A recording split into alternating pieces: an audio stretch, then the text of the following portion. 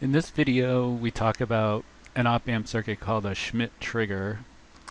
Now, before I discuss what a Schmitt Trigger is, I just want to remind you that with the comparator, a drawback that you can have is this transition point here that occurs at the reference voltage, which in some applications is undesirable because it creates an unstable output.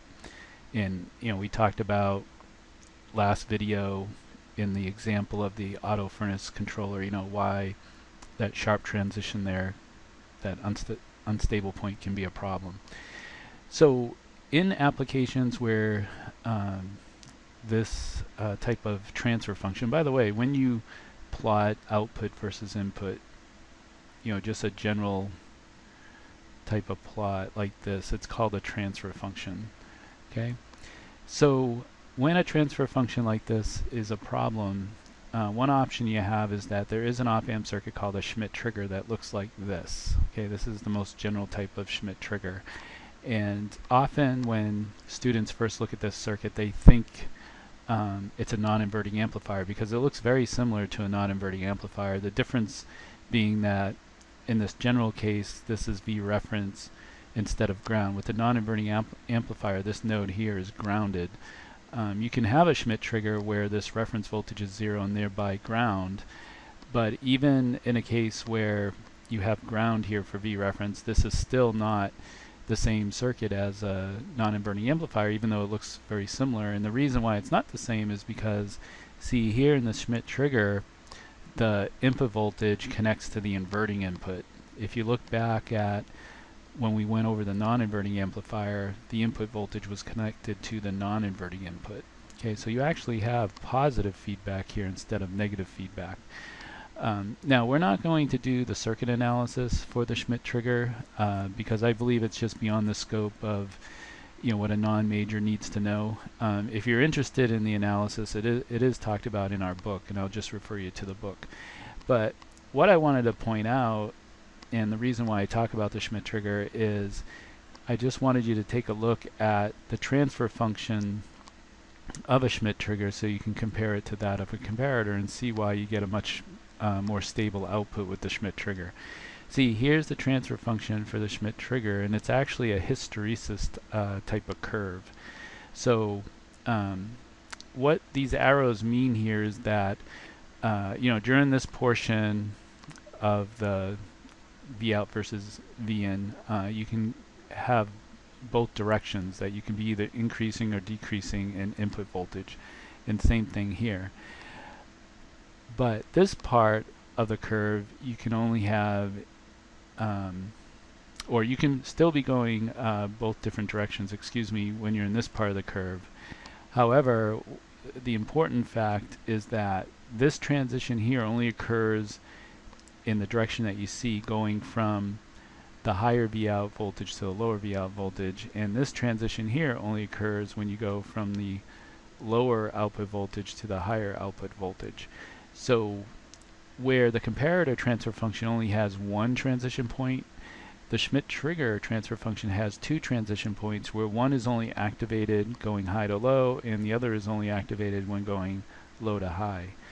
So the way this works is that, and the reason why you get a much more stable output with the Schmitt trigger, is because if your temperature is increasing, and I use the same values here as we did in our comparator example as far as the reference point of 6.8 volts, which is 68 degrees Fahrenheit.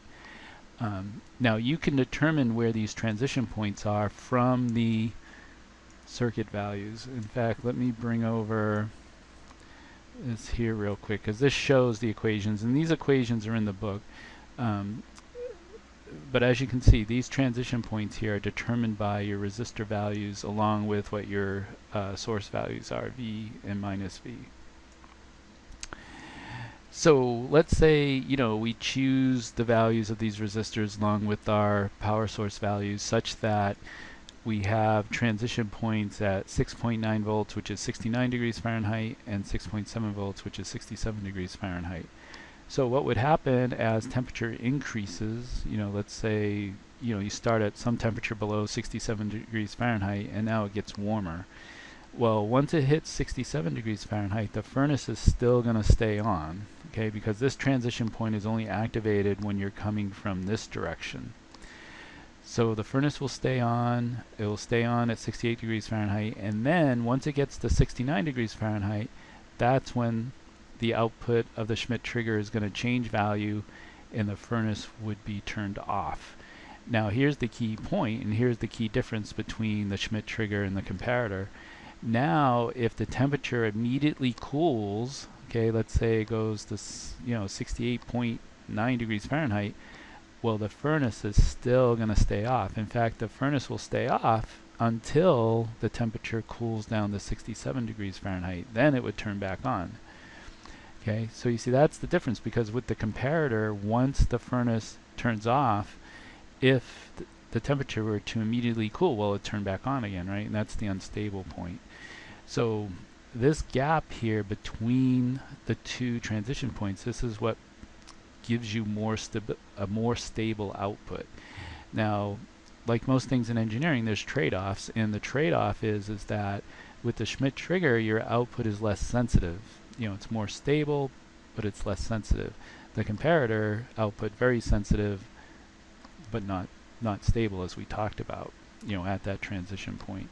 So, which decides whether you use a Schmitt trigger comparator? It's the application. It all depends on whether this unstable output, when the inputs are close together in value, is a problem or not. If it's not a problem, you go with the comparator, like with the light example that I gave last video. If it is a problem, like with the furnace controller, well, now you can go with the Schmitt trigger. And Schmitt trigger circuits are so popular that they have their own symbol. If you ever look at a circuit diagram, and you see this symbol here. Okay, so basically the op-amp symbol with the hysteresis curve in the center, that's a Schmitt trigger circuit. Okay.